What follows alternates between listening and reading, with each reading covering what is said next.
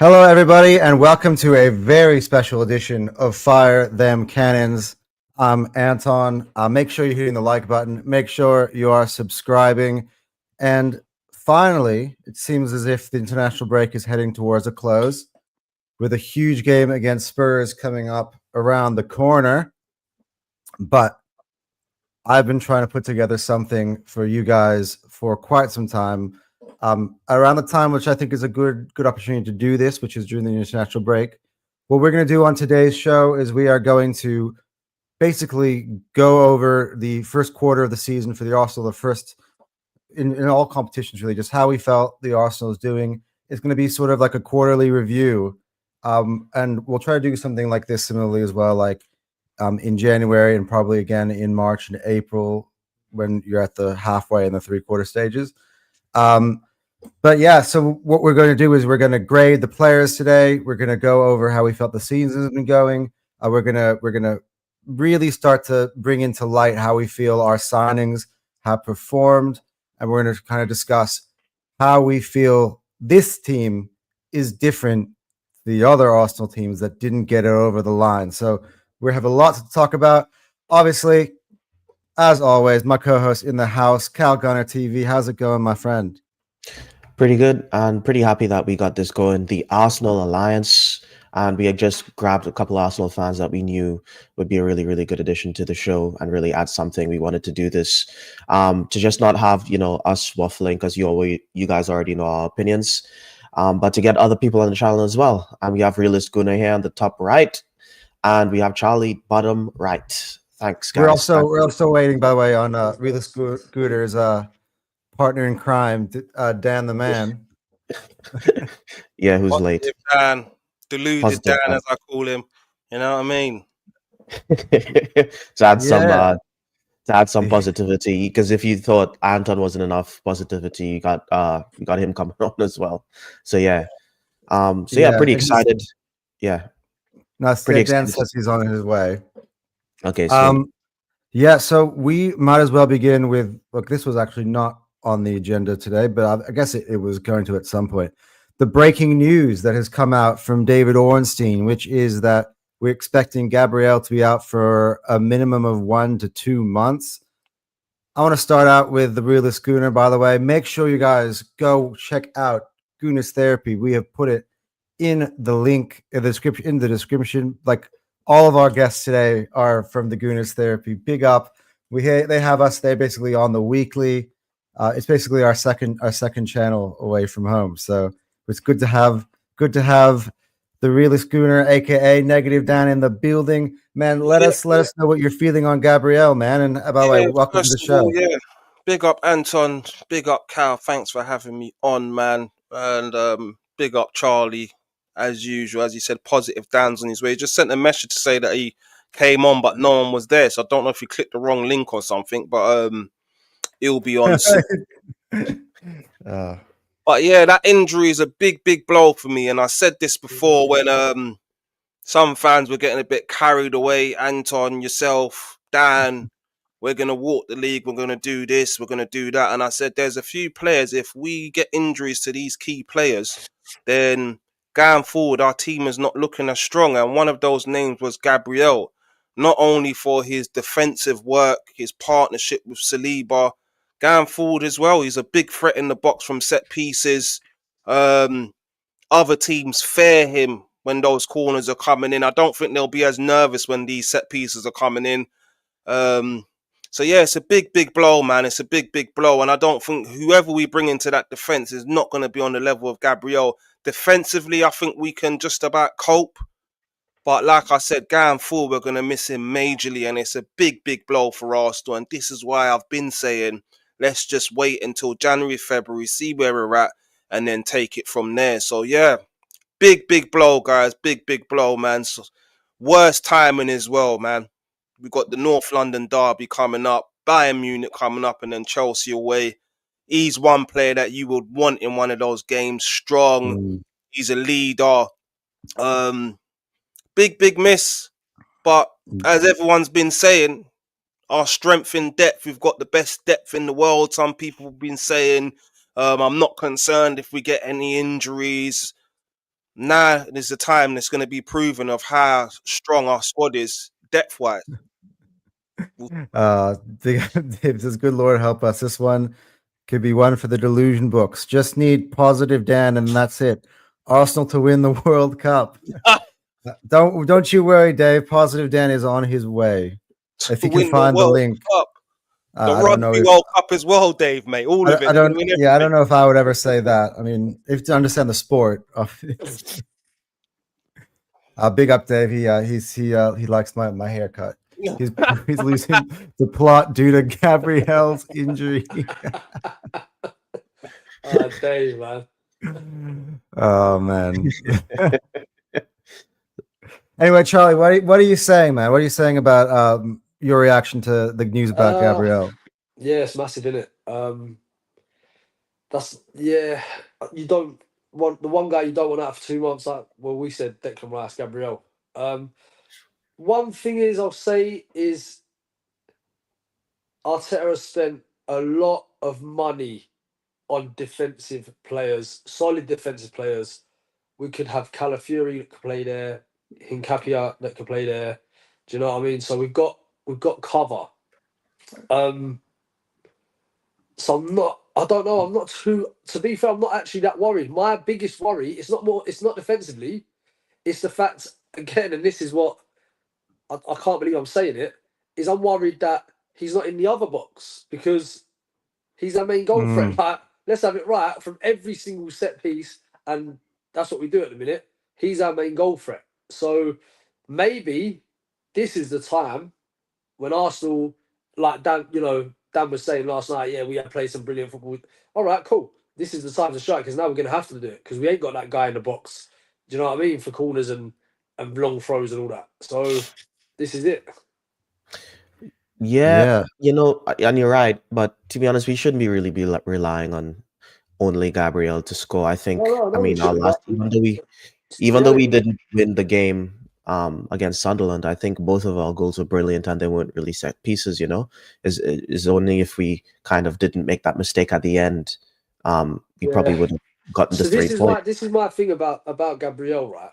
This season, I don't think this season, we're more worried about Gabriel because he's so great in the other box, right? This season, I'll go Newcastle. He pretended he got pushed when he scored. I don't think he's been as, he hasn't been the Gabriel of last season. I don't believe that. So that's why I'm not as worried defensively, personally. Do you know what I mean? Even though we had that clean sheet record chart, man. People were screaming out that he's the best centre back in the world. I was one of those guys as well that it's debatable. Listen, he's quality, but I'm just saying that if you look at this season, certain goals or faults, it's been on him. Do you know what I mean? It has been on him out of the back two. Like normally, he's the one you're like, yeah, he's a rock. Saliba's the nice on the eye, but Gabriel's been a rock. But I'm saying this season, there's been a few goals and errors that have been from him. Like, yeah, we had that great. Yeah, the Sunderland game, it's on its own. Yeah. And then you had the Newcastle goal. I'm telling you, like, for me, he's more important at the other end. Like, I'm worried about right now. Yeah, he's solid, one of the best defenders in the world. But I think we've got enough quality to cover that, if that makes sense. We've got Calafiori, we've got Hincapie. They're two solid centre backs, man. Like, so I want to get into that, guys. Though, like, now that I've not put this poll in the chat, what would your first choice back four be with Gabriel out? Like, what would that look like to you? I want to start with Cal on that. It would probably be, Timber, Saliba, Mascara, and I want to say the Calafiori and Capie. I feel like I still don't really know who our proper starting left back is, to be honest. And to be honest, I liked. This is the thing, right? I really liked Miles at the left back, but he's really not getting any minutes for whatever reason. And for me personally, I think Miles adds even more than Calafiori going forward. He mightn't be, playing right wing, but he's like his link up play, his ability to drive into the box and create like proper chances. Like he creates really good chances, and his link up play is really good. So I wish he would just get more minutes there. And I haven't really seen enough of Nkapie yet. So I guess Calafiori. Yeah, well, again, this is one of the reasons why we brought in Nkapie to begin with, and maybe this is now the chance we're going to get to actually really get to know the player really well, and in terms of how he fits into the Arsenal setup. Charlie, what would your first choice back four be with Gabriel injured? Do you know what? So yesterday I said right back Timber, Saliba, Calafiori, and then Lewis Skelly left back against Spurs. But what I'm thinking now is, I don't want, like, Calafiori again, lovely on the ball. I don't think you should have. I'm now thinking that I'll put Calafiori left back, and I would have like pretty much like for like, Hincapie, no nonsense next to Saliba. But that way you're Even just though making he ain't one had the change as experience well. in the Premier League, Chard, you think he's ready to be thrown in? Mate, I don't really know, because It's do you know Tottenham. what? Listen, as well, I've got this. I don't know. When people first, when like the South American centre backs, right, first come like from that side of the world, they first come to the Premier. Like Gabriel, prime example. When he first come to Arsenal, mate, he was erratic. Do you know what I mean? Like there was, he's just crunching people, like making mistakes. The same as Martinez at United. That's the only thing I can be worried about. Like, I'm thinking Romero at Spurs, great player, but again, head loss, mate. You know what I mean? Anytime he can set off, like that would be my only worry. But I think if you've got two silky centre backs like Calafiori and Saliba next to each other, I don't know if that can work. I think it can work. Personally, that was exactly one I selected yesterday. And with Calafiori, that was his natural position before he come to Arsenal. He was a centre back that's been converted into a left back. So for me, when he initially came in, I thought he was the backup for Gabriel, albeit he's been converted into a left back. Arteta copying Pep again. But yeah, unbelievable left back though, isn't he? The thing is, he's like, I don't like his. Not sure if he's as good 1v1 as a lot of our other options in the centre back position. I think Nkapie is going to be better. I'd rather have Nkapie there or Mascara there, to be honest, because Mascara's imperious every time we. That's a really good observation, Cal. Honestly, I haven't really thought about that. For me, I kind of felt like how Calafiori, when he played the Euros, played for Italy, he was so comfortable playing from that left center back position. He would also like come into midfield and start dictating the play, similarly to how we use Saliba as well. In the Prague game, he was doing that sort of job where he was playing that Ribeiro role, and that's what's natural to Calafiori. So it's something that I feel Arteta is going to use now that he's got Gabriel out, which is probably playing Nkapie at left back, Calafiori at left center back. That way that he can make it back. He can drop basically Calafiori, Timber, and Saliba into a back three and have like Calafiori sort of kind of like John Stones did for Man City, kind of go drop into midfield and start dictating the play from there, because that's something that he's natural doing, he does for Spain. So maybe that's one of the reasons why Arteta was able to or wanted to experiment with the lineup so much, where in circumstances like this, where he's got to kind of shuffle the pack a little bit and try other things to keep that defensive solidity. So with the thing, I think it's just he hasn't been bedded into the squad, man. We just haven't seen him. We're cool. We've seen him in Germany, Leverkusen, but he hasn't been bedded into the team, man. He hasn't had the opportunity to bed into the team. And if you're saying, Anton, you're going to put Calafiori centre back, you've just slipped him straight into the left back. What's happening to Lewis Skelly? All these rumours about him leaving, he needs to go, mate. If this is what's going to happen, you've got another player that's came in now, Hincapie, and he's now third choice left back. Is that what we're now saying? It's just like MLS is still like 18 years old. It does look like that. He's 18. He can. He's 18. He will get games. He will get Yeah, get minutes. See, my thing is with Lewis Skelly, it's North London derby. So, like we were saying last night, Dan, innit? If Calafiori does go left centre back, mate, Lewis Skelly will be buzzing for that game. He'll be up for it. You know what I mean? So, Yeah, and I think going forward, he definitely offers more than Calafiori as well, man. Just look at the goal against Atletico Madrid when he drove through the team, assisted Martinelli for the one of our best goals of the season. So even from the start of the season, I just feel like he's been done a bit. I know he's young, but he's proven that he can step up on the biggest of stages. I think he's better. I think he's better in an open game, Lewis Skelly. You know, like which hopefully. I mean, I don't know. Thomas Frank away from home at Arsenal will probably put 5 at the back, but Lewis Skelly in an open game when he's got space to drive into, definitely 100% better choice of left back. Which is why I think Arteta plays him in them European games. Because once that went 1-0, then that game opened up against Madrid.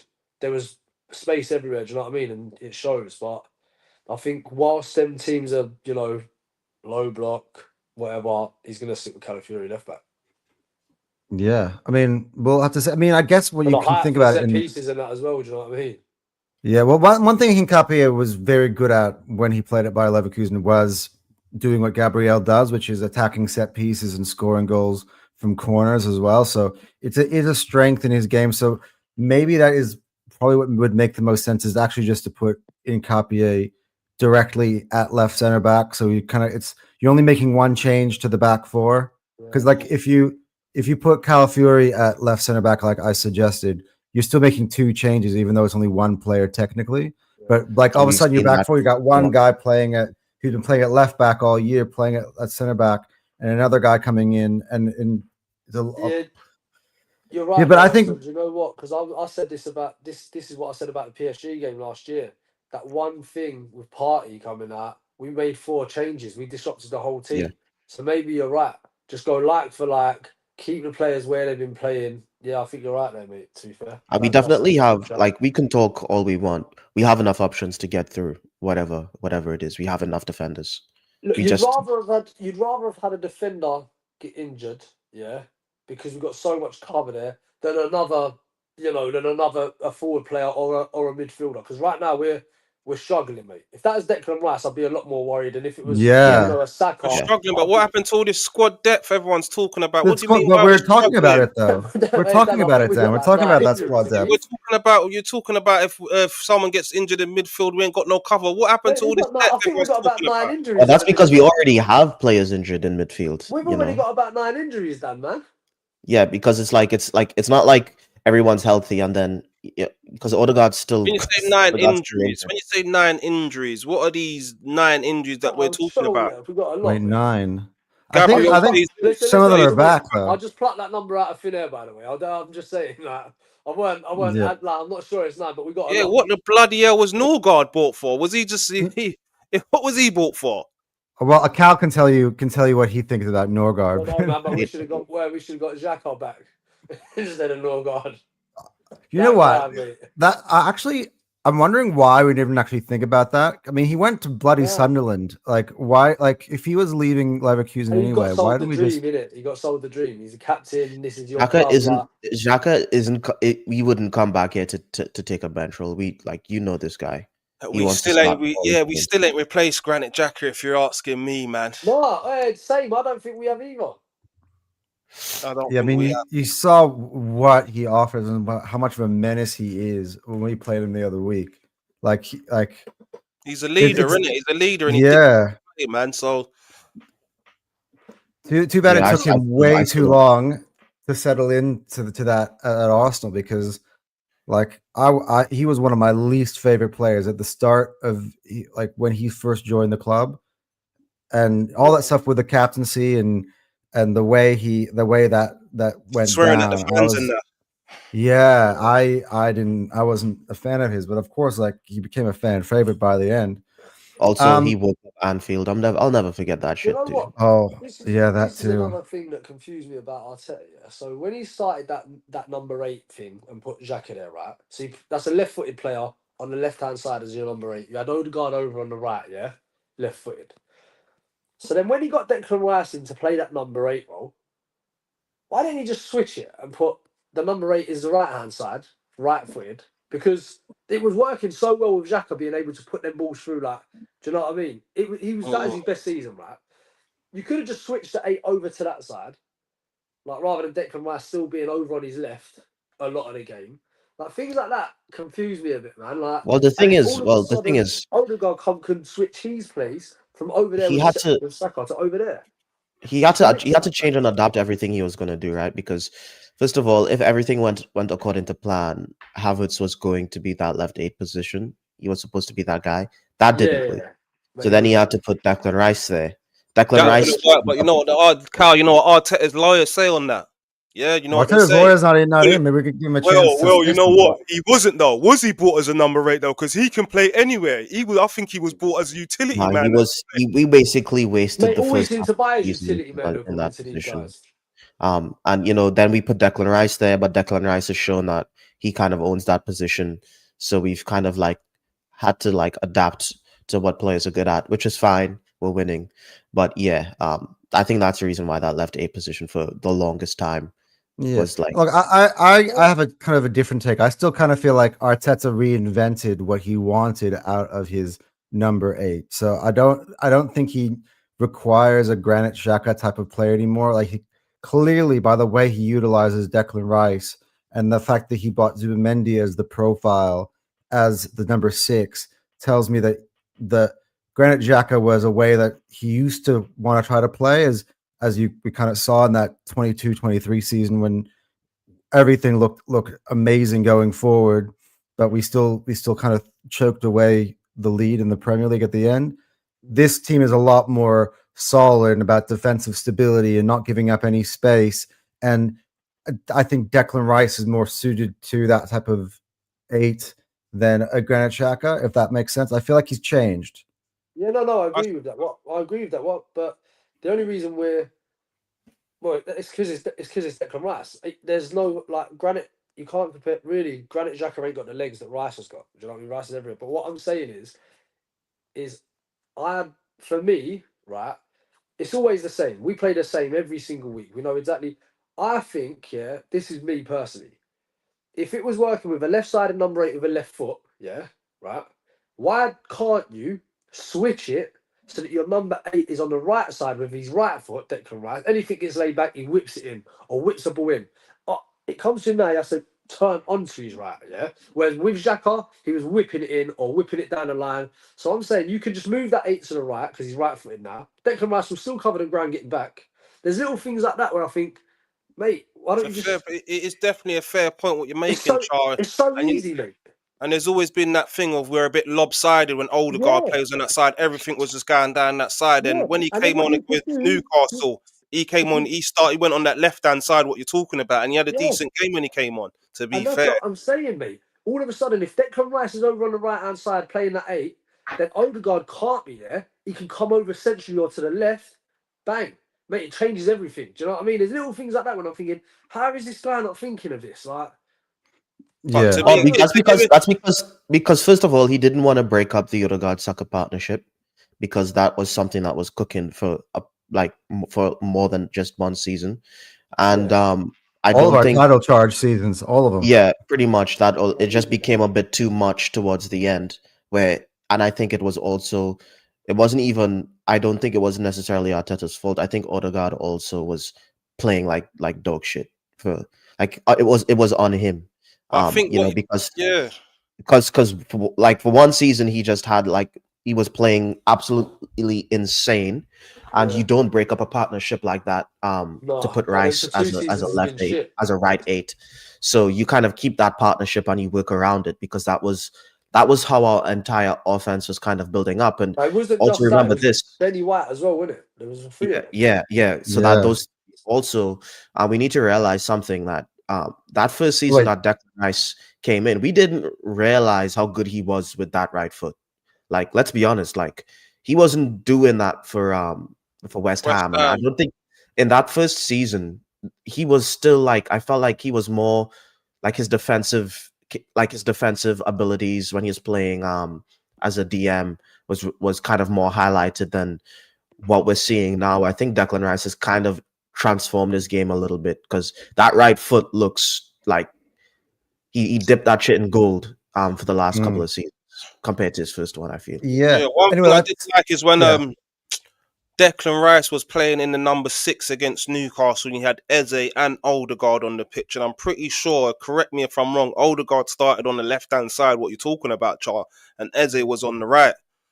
And I couldn't believe what I was seeing. So I'm saying, so Yeah, I even if believe it. Declan Rice goes into the number 6, I still think he can do the same things he's been doing in number 8. Moreno also came on that game and 100%. scored. I'm trying to remember where Moreno was, what that formation kind of looked like with Well, that was Moreno against- in there. Moreno as well. came on as a sub, didn't he? He didn't start. He came on as a Yeah. sub. And he got that header, innit? No, but so did. Yeah.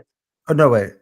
Odegaard started the new. No, he came off the bench as well, didn't he? Odegaard come off the bench, didn't he? Yeah, he? so both of them did. Yeah, there was remember Odegaard come off formation the was a bench bit And different. Rice dropped in. Rice was 6, and then Eze was there. That's when Odegaard, yeah, because that's the game that Odegaard got. Because we was Was like that the game Odegaard's having a Odegaard got injured? blinder, innit? And then he played the next game against Olympiacos and then another great game. Because he had all of Rice, Supermendi, Moreno, Odegaard, and Eze all on the pitch at the Supermendi same didn't time. start that game, you know. Am I going mad? I'm sure. Supermendi No, didn't Supermendi start. started. No, I'll tell you the time they Newcastle? started together, Dan. The Newcastle? West Ham game. He started. Oh yeah, he Yeah. did. He did. Okay. He did. Yeah. He did. Yeah, he had all of those players on the pitch at the same time. I forgot who. Eze must have been playing off the left in that I think it'll be scenario. interesting when they're all back. Do you know what I mean? When they're all fit. What See what he does. Yeah. Super mix. Yeah. It does. Anyway, let's move on. I want to get to some of the bulk main questions of the day. The first one, and I'm going to start with negative Dan on this, or real Schooner. I should stop with the Call me negative Dan. It's fine, bro. I'm all right with that. I'm all right with that, bro. Yeah, give me how you feel the season has gone as a whole, not just talking Prem, because I know we're obviously top of the league in the Prem, joint top in the UCL. We're in the quarterfinals of the Carabao Cup. Like, how do you feel overall? Take a look back. Let's include even going all the way back to Man United, just everything as a whole. How do you feel about how this season has gone so far? Maybe tell me some of the positives that you see that you didn't expect to see from this team. I think that's a good one, and as well just some concerns having seen that you have still, regardless of how good we are, the things that you're seeing that maybe might catch up to us later on in the season or stuff to you. Let's have a real chat about Arsenal without rivals involved, and just really talk about the club, man. Yeah. How do you feel so far this season? Yeah, I'm going to start initially with the transfer window. So the transfer window, I believe, is one of the best, if not the best transfer windows in the club's history. So that already had me excited. The Eze signing was the cherry on top of the pie for me when I saw Eze come in.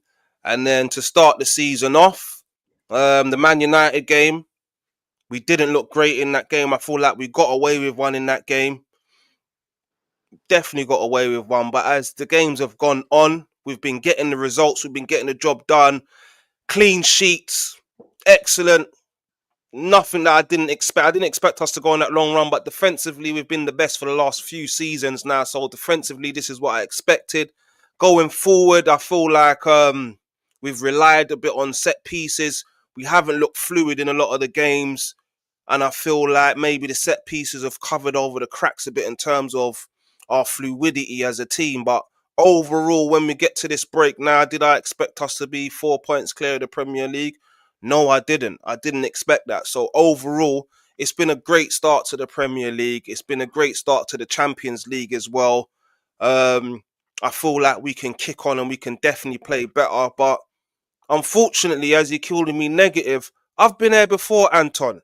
Yeah, I've been here before. I've seen us start off well. And Arsenal have had this monkey on their back for a long time, not just with Arteta. It's always been the same with Arsenal. They always start off well. They always do well. When it comes to the crunch time of the season, they fall off. Do you understand? And that's why I've been screaming out and saying, let's just wait till January, Feb, get past that Christmas period of all those fixtures to see where we're at. And then we can take it from there. In terms of the players, who's Gabriel stood out for me. Declan Rice has stood out for me. Gyökeres has been underwhelming. Everyone keeps talking about Zubimendi. I feel like he's been average. He's been good, not great. I haven't seen him control one game.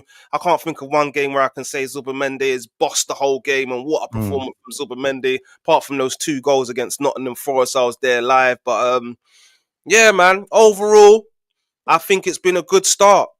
But now it comes to the crunch time. Now we're going to really see what we're made of. And let's just hope. Yeah, so that's what this kind of episode was designed to do, which is sort of not necessarily be talking about us on a game-to-game basis or us versus rivals. This is us really talking about Arsenal just only and being able to be a little bit more critical. Because at the end of the day, look, as positive as I've been in general, you're right. I mean, I think to be great, you have to be able to self-evaluate even when you're doing well. To just kind of maybe point out and see what sort of things that could hinder us, because at the end of the day, yeah, I could say, yeah, we're going to win the league and we're top and we're better than everybody else, blah, blah, blah. But we do have, weaknesses. We do have things that make us vulnerable at times. And so you have to kind of highlight those things as well. But as well, I think it's been an overall positive season as well. So we should also be praising that as well. Cal, what do you think, man, about the season? So I mean, of course, I've been sitting here with you. This is a 17th episode of this podcast, so I've got a pretty good idea of what you're going to say. But I'd like to hear it anyway. First of all, negative Dan wasn't really that negative, to be honest. I've seen a lot of more negative fans that would be pretty pissed off. You're losing that name, mate. You're getting rid of that name. Listen, mate, I'm a realist. I didn't brand myself negative, Dan. I'm a realist Gooner, mate. I just keep it real. So start that on you. Terry, mate, Terry. Oh, Terry, yeah.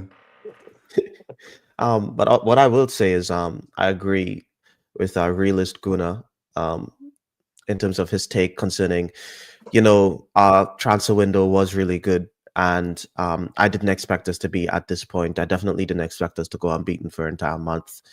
I didn't expect us to be at top of the league, even though I also expected Liverpool to be a lot better than they are. We have to give context there, where Liverpool's just been not nearly as good as we thought they would be. At the end of the transfer window, I thought we would do well, but I thought we'd probably be chasing Liverpool for most of the season, and maybe we could nick it in the end, some way, somehow. Because let's face it, Liverpool also has never really won a title race. All their titles have been slam dunks. City are the scary ones concerning the title race, because they pretty much always win. They have like a 100% win rate in title races. So yeah. Pretty happy. Pretty happy with our squad depth. I still think our set pieces is a strength, not a weakness. I think because we have Declan Rice and Saka delivering those balls in, it's always going to cause a lot of problems. And I think we have enough players to get at the end of them, because we saw Gyökeres get at the end of one. And to be honest, even against Sunderland, Calafiori almost scored. It's just that, it was blocked. So as long as those balls are coming in super sharply from Rice, I think it's whether Gabriel's there or not, it's going to be like very hard to deal with, just because of the angle, the speed, the whip. It's just amazing.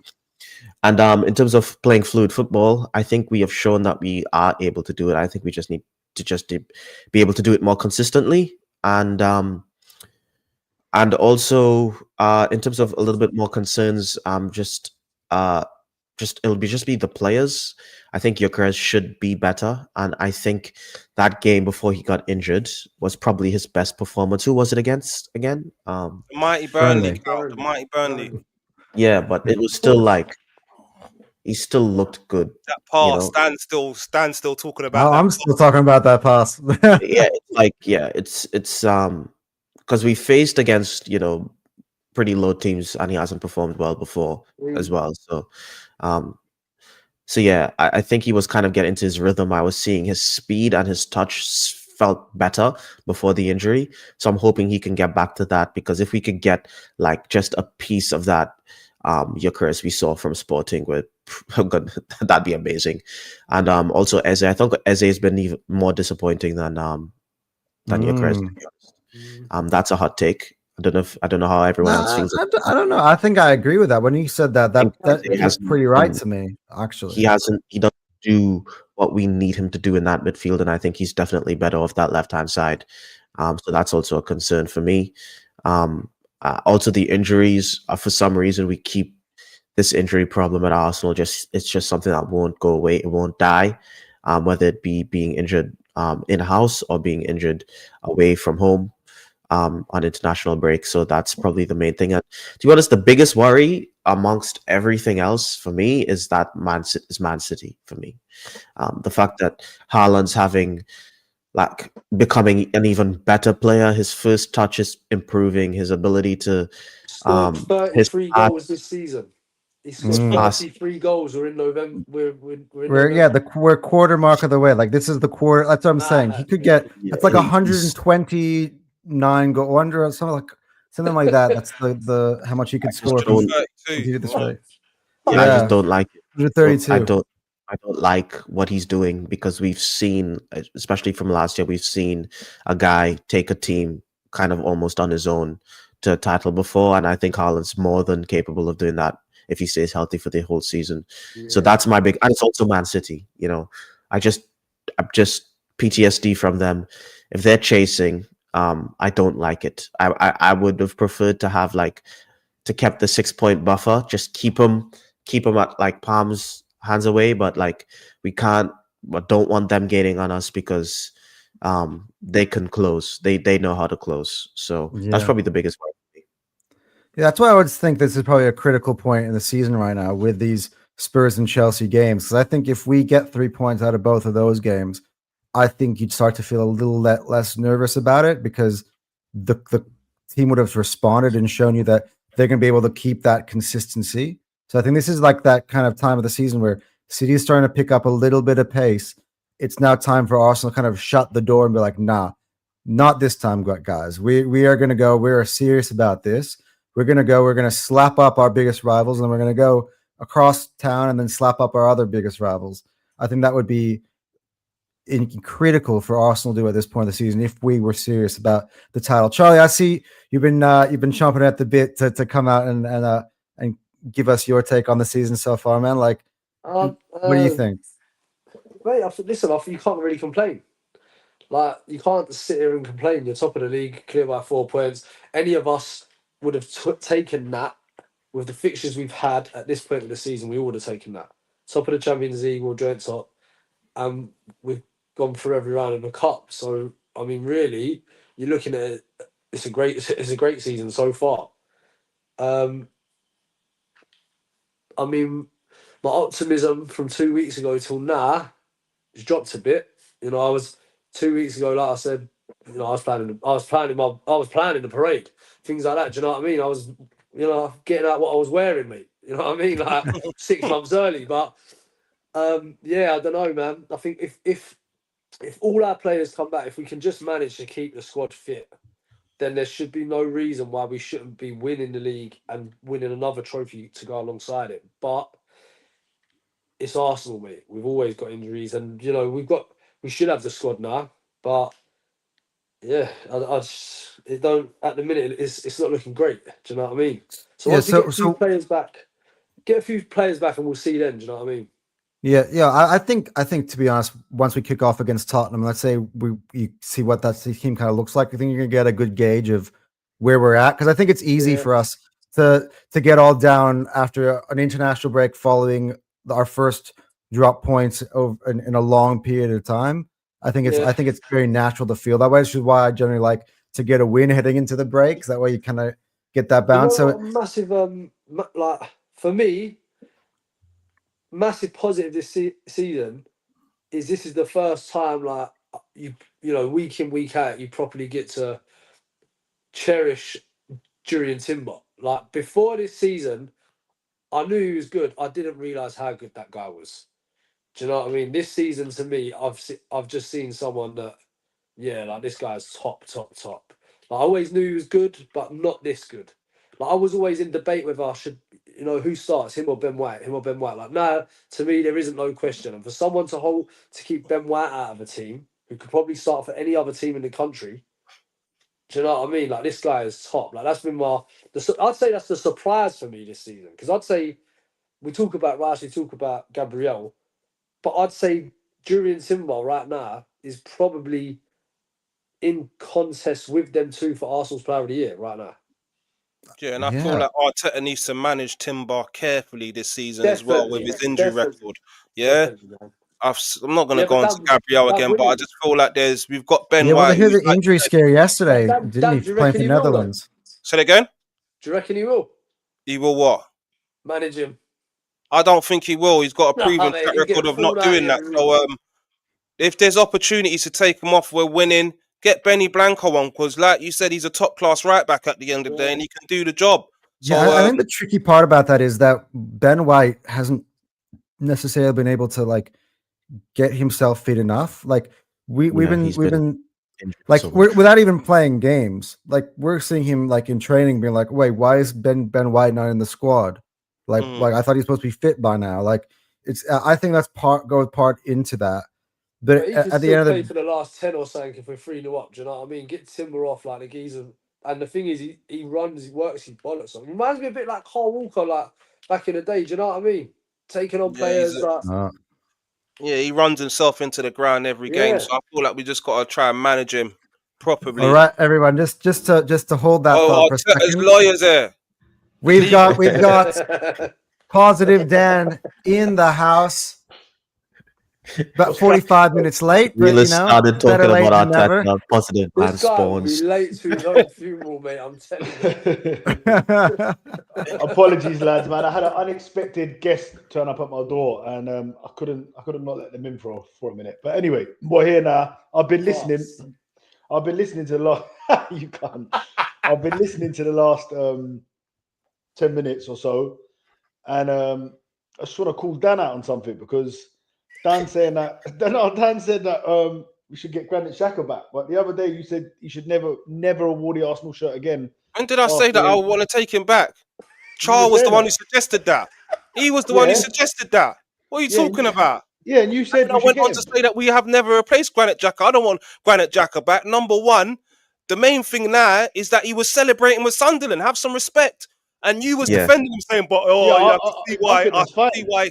No, don't celebrate nothing, Granit Xhaka. Have some respect. Finally, Xhaka's a proper dickhead, bro. No. He's a proper dickhead. What, you think you guys think he was wrong to celebrate? Yeah, I do. You think he was wrong to celebrate for Sunderland against Arsenal? I don't think he's not wrong at all. See, the thing is, like Granit Xhaka would have scored and celebrated different. He just celebrated a draw. Like, I don't think there's nothing wrong with that. Nah, man. Declan Rice remains humble every time he plays West Ham. You don't see him going crazy like that. I said this last night. Declan Rice is missing that nastiness about him, mate. Yeah. They're booing him, slating him. He should be kissing the bad when he scores against them. Do you know what I mean? Well, you are a player, your character. Listen, I don't think any player who doesn't do that, like all this, whatever. Nah, mate. You know what I mean? Fuck off. I'm not really interested. Yeah, have some respect, man. I think his antics in games is like. Yeah, but I think at the same time, you've also got to remember Granit Xhaka at Arsenal. He had a good time towards the end, but mate, he knows we booed him off that pitch, mate. Do you know what I mean? Like at the same time, these same fans, we booed him off that pitch at the Emirates. He was getting a lot of abuse, innit? His wife and that was getting abuse as well, wasn't it? He was the main guy that Charles, when you gonna buy one of these? What? When you gonna buy? I said it to him at the start of the stream, bro. A selfie stick. 10 quid. Mate, listen, I'm driving about. I'm sitting on my sofa. I'm not going to buy one. No, but are you using your hand right now? Yeah. No, you can't be sitting there. That's annoying, Charles, for you, mate. No, hey, listen. It's £10, Joe. £10. It's not my knees. Hey, listen, my knees, like, I can't even say this. Look, my knees folded across, my hands on my knee. I'm not holding my arm up in the air. That would be killing me. Do you know what I mean? That's what I'm saying. This guy's a unit. He just has his hand up for the entire. Where have you got it? Wait, my right shoulder's massive, isn't it? Because every one now is there with my right arm. That's the reason, huh? Used to it. Anyway, Positive Dan now in the building. What do you say, mate? Give us your assessment on how you feel the club has done so far this season through the first 11 games. Give me the positives, but not just the positives that you didn't expect when the season kicked off, right? and as well any concerns that you would have moving forward, just to highlight. Maybe I know you're positive, Dan, but we're going to try to be constructive here. Listen, firstly, on the positive, Dan, again, I heard Dan say it wasn't Terry who gave it name. It was me that gave you that name, Negative Dan. It was a thing I thought, you know, I'm a positive fan. Was it you, Dan? Yeah? Yeah, it was me. It was him that was cool. I thought it would have been once we told Terry, he then said, right, he then started calling us that, and it kind of just stuck. But even with the positive thing, right, I was not always positive, right? I would not be positive if we were 5th or 6th right now, if we'd fallen off a cliff. I wouldn't. Do you know what? I'm so sorry. Give me 1 minute, boys. Come back to me. 1 second. Professional, man. Seriously, man. It's all Oh good. man. But I can't imagine Dan not being positive. His idea of being negative positive is at the start of the season. He was positive last season, the season before. Last season, if he you told were, me to win the league. if you were positive last season, I don't know what to say. Listen, last 2 seasons said we're going to win the league, and I said, listen, last season. Yeah, I wanted to clarify that. Did he really say that? After that transfer window, bro. I said to him, we're not winning nothing last season. Yeah, I didn't want to be right. I said, we're not winning nothing this season, Dan, mate. Yeah, I don't know what you're talking about. Yeah. The minute we got Raheem Sterling on loan on that last day and Neto, those were our 2 signings at we was calling out for a striker. Serious note, right? How can we didn't have to pay his wages, we didn't have to pay a loan fee, and we still got knocked? Like, they paid. How's that possible? Do you know what I mean?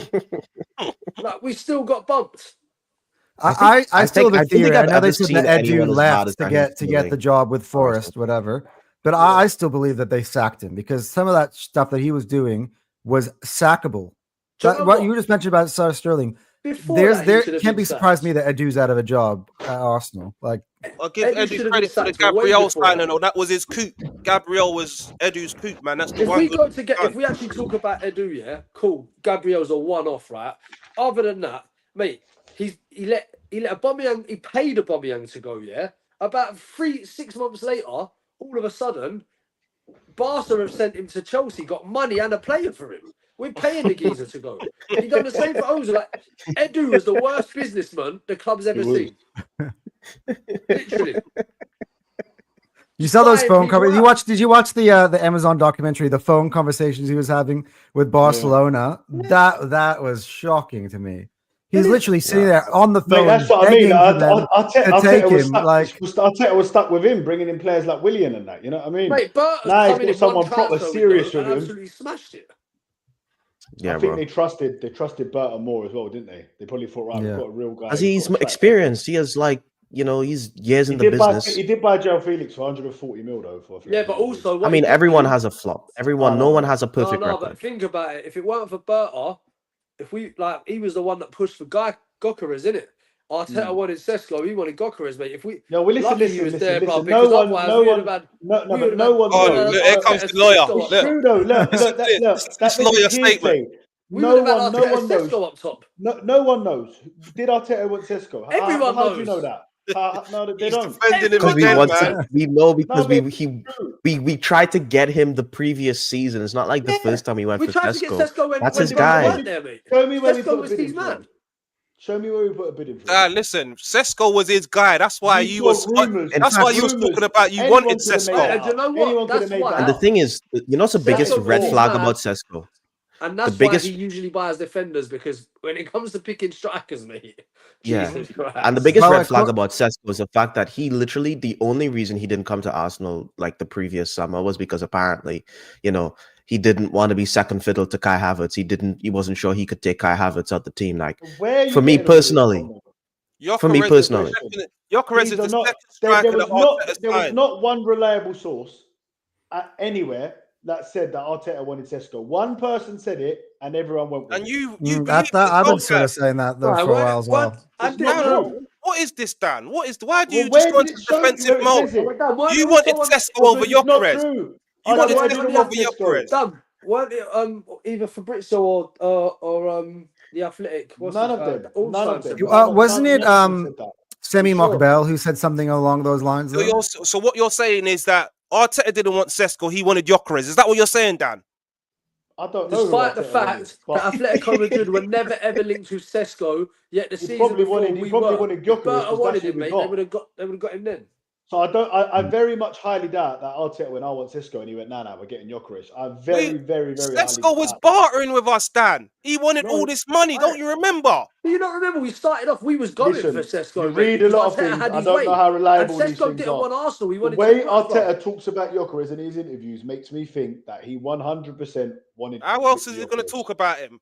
You know why he wanted? Yeah, because after He's not gonna say, yeah, No, I actually he wanted said- Sesko, yeah. but He said he spoke to him and he wanted he's a it good so guy. much because Sesko. He's not I gonna think say that I in think the he interview.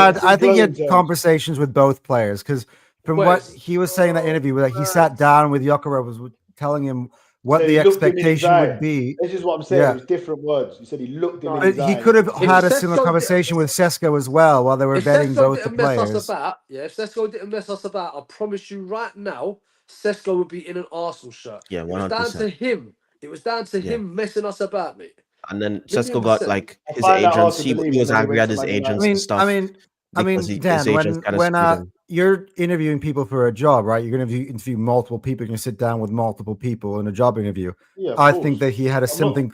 I think he had a similar I'm not saying conversation they with didn't- I'm Sesko. not saying they I didn't do speak think to so. him, But Yeah. I think at the end of the day, he was involved in who they were going to choose, and as a But team, we, they've but gone but with we, Gyökeres. but based I on, don't think it was forever 1 minute Arteta wanted this and he wanted that. It just wouldn't work. I mean, to be honest, like let's look at the evidence. You know, like even after Gyökeres had that amazing season, we still didn't go for him, and the only time we ever went for him is when Berta came in. The links for Gyökeres literally only started once Berta got here. Yep. I don't think that's a coincidence. Like, because before Berta got here, it was like one season all wonder. Sesko. At 26 or whatever it was, the first year doing that, I think every club thought, hold on a minute, he's just come from the Championship. Let's see if he can do it again. And he's done it again, and then we've come in for it. Yeah. So I Anyway, think that- we've gotten a little bit slightly off the topic. Dan, I pose a question to you overall about the season. That way, because we got to move on to our next topics. But I want to know overall your feeling on the season. Also, point out how you feel about Gabriel's news. So you're gonna get you caught up a little bit here. You have the floor. I'll start off with Gabriel. I've just done a video on it. It's funny because we was talking about it in the group chat, and David was referring to the Adebayor goal from 2008 when Arsenal were on a title charge. It was the first time we were seriously going for the title since we won it in 2004, but a totally different team. Thierry Henry had just left. He was the last of like the legends, and you had a new upcoming team, and you had Van Persie. You had Adebayor on the form of his life. Wenger said he wouldn't have swapped him for Ronaldo. They were both on fire that year. That's how good he was performing. We had Thomas Vermaelen at the back. We had Abue. We had Gael Clichy, Flamini, Cesc Fabregas, Diaby, Theo Walcott. It was all youngsters as well. Very similar to us a few years back. The Gabriel Jesus year the first year when we went for the title. And they were going for the title, and they were literally, we were 5 points clear, and it would have been 8 had we beat Birmingham City, and we were 2-0 up. Eduardo gets that injury, and it was never the same again. He was out for the whole year. All the players, they all looked shocked. There was no men in that team. There was one of them, and he was crying at the end of the pitch, William Gallas. And Arsenal dropped 2 points, and I've got that feeling, and my heart's just sank now, that feeling, because I'll never forget that day. And you kind of knew the title was over then, because we were this young team that were daring to dream against all the odds, against Chelsea, prime Chelsea with Didier Drogba and Frank Lampard, Manchester United with Rooney and Ronaldo, Ferguson, Ancelotti. It was like, but we were top, we were going for it, and that injury ruined everything for us. Do you think this is a similar injury? It's a 1 to 2 month injury. Like the Eduardo one was Edu. Sorry, it's totally different Eduardo. circumstances. Totally different circumstances. Yeah, I'm just saying that I feel like, so look, all fans probably have it in their head, right? But I feel like because we're an Arsenal fan, we're gonna remember it more. I feel like I've been here before. So many years where we get these big injuries. It's all right getting loads of little injuries, but a big injury to a big player. When I first got the news on the football terrace, right? I was like, you know what? It's not too bad. It's not the end of this. It's not like it's a half a season or whatever. But in that 2 months, he could miss up to 12 Premier League games. That is a quarter of the season. and there are some big games in there. So listen, it is a massive loss. But the difference is now, whereas then, we were short on strikers now, but we'll come to that in a minute. But we were short on centre backs when Saliba got injured. It just took one injury and our season went down the pan. And no disrespect to him, but Rob Holding, I don't know why he was even still at Arsenal then. When you look at it now in hindsight, the geezer's gone on loan to Palace, not got a game. I think he was in the Championship. He can't get a game there. So the guy literally, he can't get a game anywhere. But yet somehow, I'll never forget that wink. Somehow Arteta believed in him. That wink he scored against Man City, like 3-0 down, bro. He was at the club. I'll never forget that. And that's all we got. And we never saw it. You could have pulled up a U team player better than him, Dan. Listen, and in the end, it cost us the title, right? Arteta loved him. Now, this year is totally different with Gabriel going down potential because we've got an Italian international in Calafiori, who's one of the, he's 40-odd million pound. He's been great this year already. He's naturally a centre-back anyway. He's a quality footballer. So you've got him that can come in. You've got Hincapié that can come in, who's a title winner, who's an invincible with Leverkusen. So these are top players that are coming in. So listen, as much as we're going to miss Gabriel's presence, in other ways, we might benefit with Calafiori's ball playing skills or another quality that Hincapié has. So these are top level players, and Gabriel is the best, 100%. But for me, when we were asking each other about who, I've asked loads of people on my channel, if you could pick one player not to get injured, who would it be? Gabriel or Rice or whoever it might be, and everyone's kind of said Gabriel or Rice. But now I'm thinking that Gyökeres could be our most important player. Oh, for fuck's what? No, listen. Why? You left out an important name though, Dan. To be honest, is that a prediction or is that right now? I think for me, I think you've overlooked Bukayo Saka in that conversation. I think for me, it's actually Saka or Rice. I think Dan could have a point, man. No, let me finish because listen, I called it before when Gyökeres got injured, and I said, mate, you watch. I was scared about that Sunderland game. I didn't want to admit it, but really and truly, I could smell that draw coming off. Not the way it happened. Same. Because of Mikel Merino, I just know that playing with him, people think because he scored one goal against Madrid when we were 2-0 up. He got two against the worst Leicester team ever to play in the Premier League. Yeah, he comes on, he scores goals. He's got a knack of scoring goals. He is not a striker. There's no fluidity. Gyökeres scores against Burnley. It's so top for class. me, no, but for me, you rung me up, screaming down the phone, singing his name, saying he should be playing up top every week, mate. When? He's on the wind up this one. You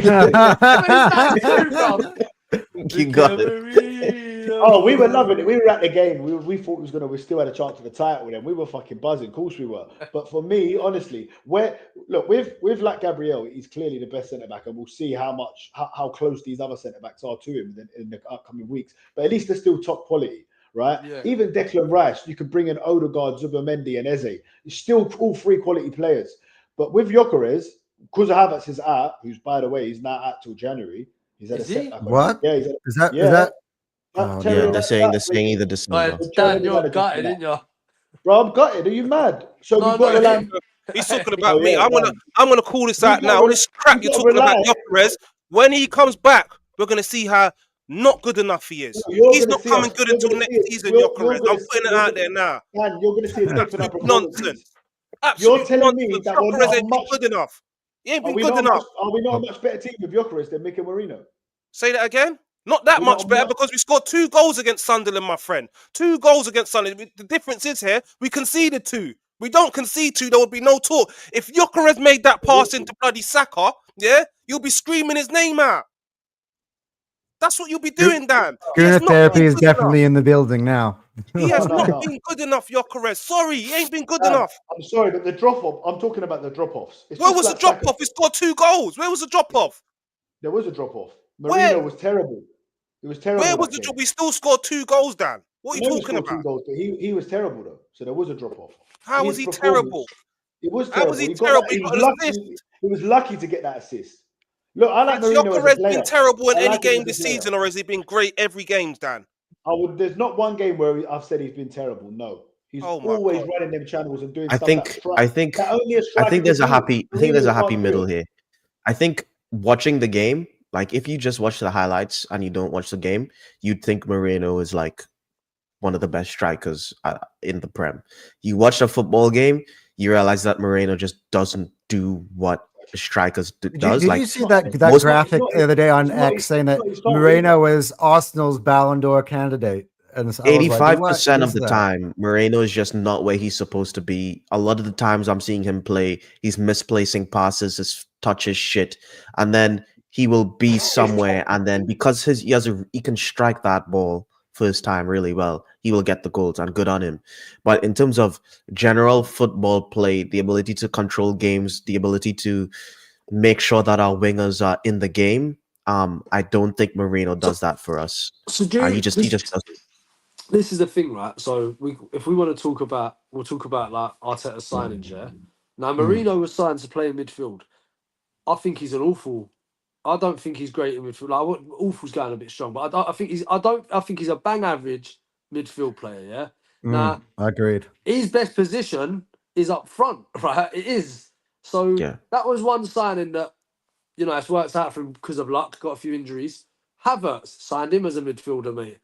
Dog shit midfielder, better up top. Like a lot of these signings, yeah, we keep praising him. He's built the squad, cool. But a lot of the Where's signings, Dan gone? Because if he would have heard you say that about Havertz, he would have bit Doing your head this. off. He would mate, have it's bit your true head though. off. Yeah, was he signed as a midfielder though, Havertz? Was he? That's what he's coming out He with. was. We know he was a like for like replacement. Yeah, He was for that Xhaka, definitely wasn't signed as a immaculate. midfielder. We he? spent He was the replacement for Xhaka.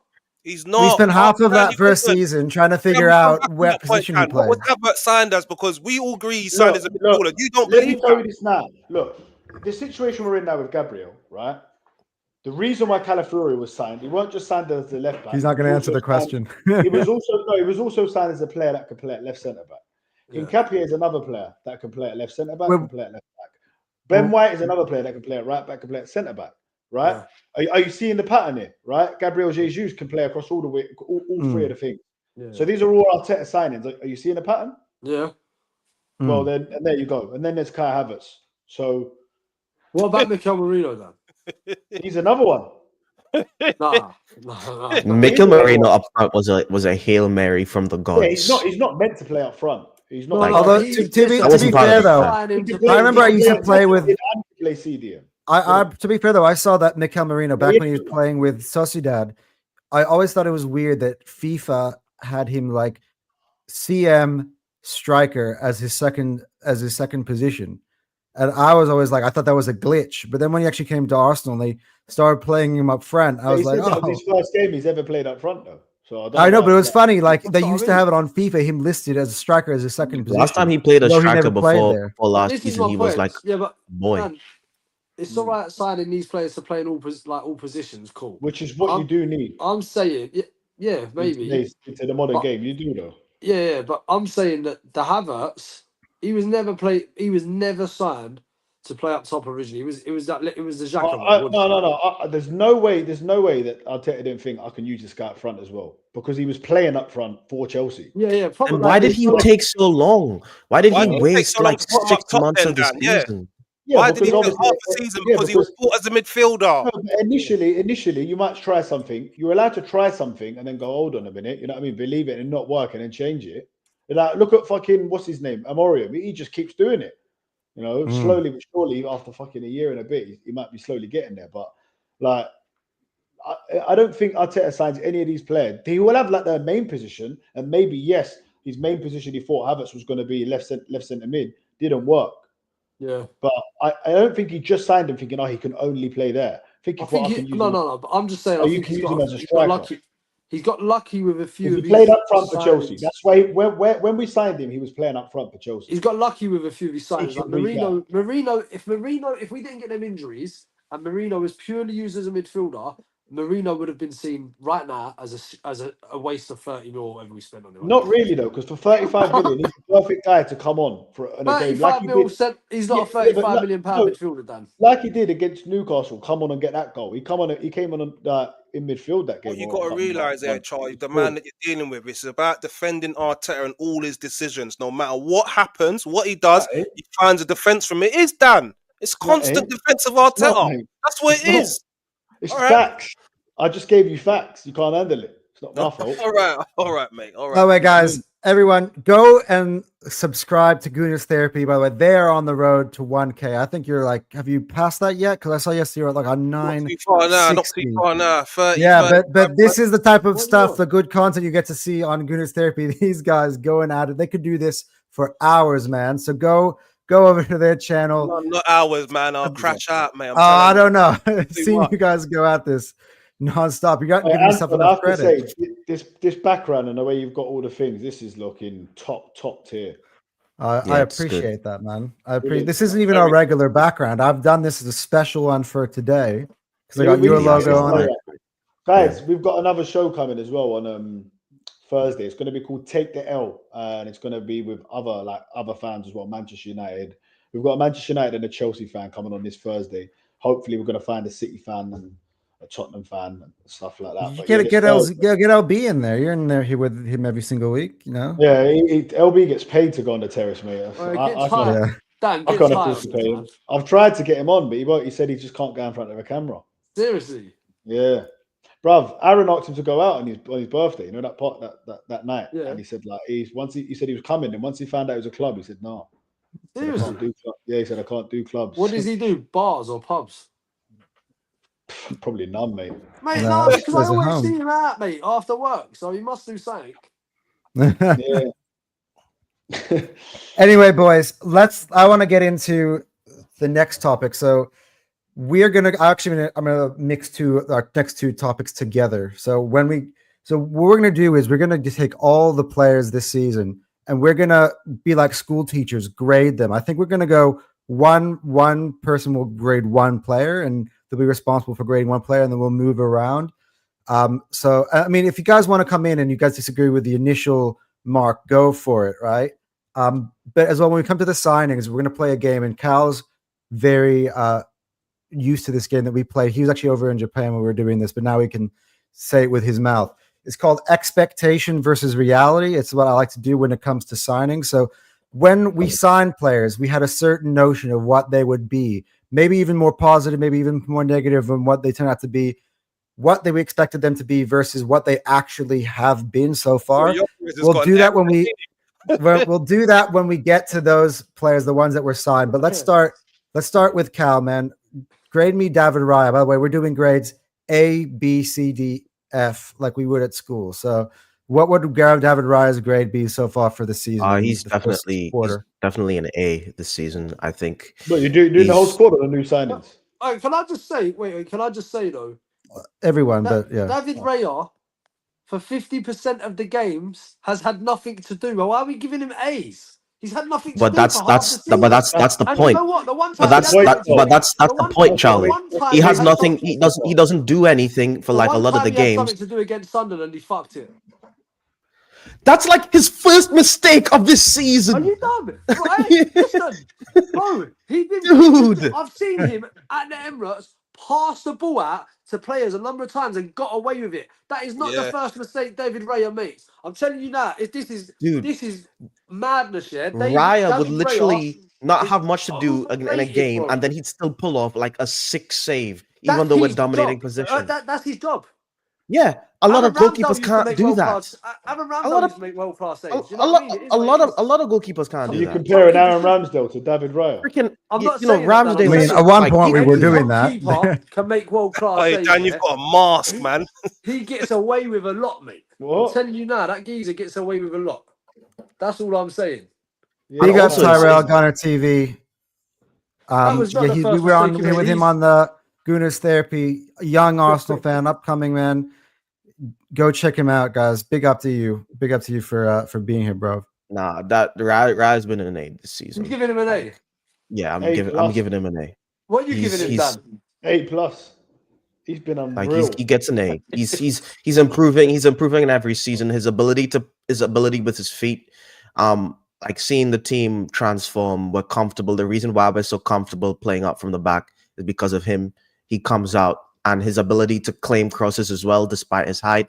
His ability to be switched on no matter what phase of the game it is. It's just unfortunate that his last action that we've seen him is concede that goal because of that miscommunication with Gabriel. But honestly, I would like to see if someone can get it up. since David Raya signed for Arsenal, how many errors have led to goals? I would like just to see it. Since he's joined, put him in a list of Premier League goalkeepers. It must be out there somewhere. We'll get up next time. Errors leading to goals from goalkeepers where he's at. Probably That's the all I'm least. saying.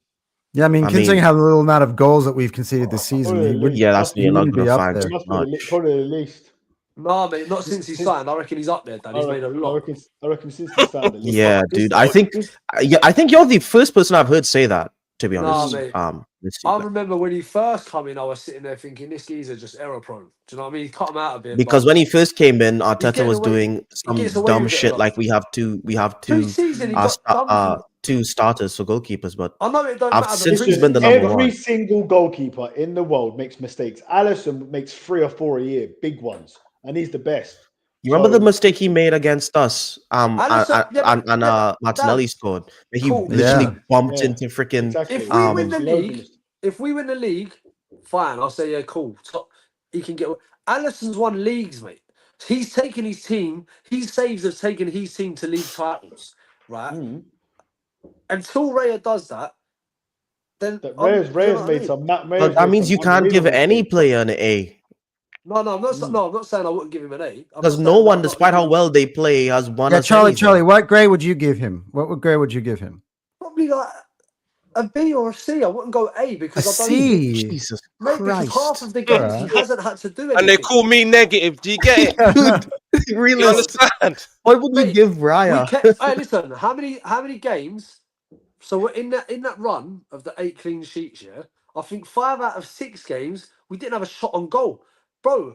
Literally, anyone could have been in that goal. There wasn't a shot at that goal. He hasn't had to do anything for that amount of games. Do you know what I mean? But And that was isn't just for because that of month, him. though. He That's saved because us of the a defense. couple of times before that as well. Pardon? He's had some insane saves this season. No, I know he's made some good saves, but I'm saying you can't give him an A when half of the games he's played, he literally hasn't even had to make a save because there's not been a shot at goal. Yeah, it's not.